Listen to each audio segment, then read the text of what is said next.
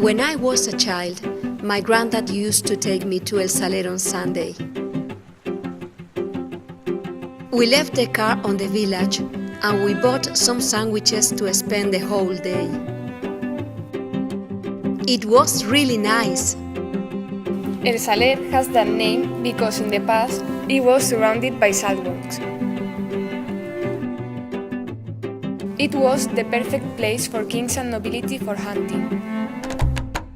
Also, in El Saler were auctioned hunting positions of La Albufera in La Casa de la Demaná.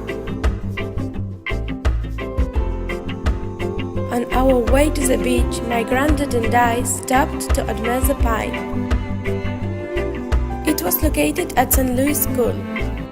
It's 175 years old and gives a shadow over 400 meters. It's huge and sturdy. We collected myrtle, which has always been used to decorate the streets in processions and parties. And yellow lily. My granddad said that it serves to keep love. We spent a really good time. This area called La Dehesa has fixed dunes with abundant pine trees and vegetation, and mobile dunes which are closer to the sea. In the 70s, the area was very different than it is now. They began to build huge constructions blurring the dunes and vegetation. Nowadays, there are still remains of large buildings where before there was just green. Walking along the beach, we came to one of the outputs of La Albufera to the Mediterranean Sea, La Gola de Pujol. We can also see the Pond of Pujol, an artificial lake where we flew the kite on Easter.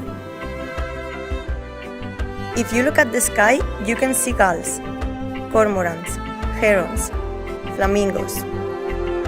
And if you walk among the pine trees, you will see how they are boat by the wind effect sideline. It's a fantastic view. There are many gorgeous routes to walk or bike through the beach, La Dehesa and dunes. My granddad loved that place. Now I understand why.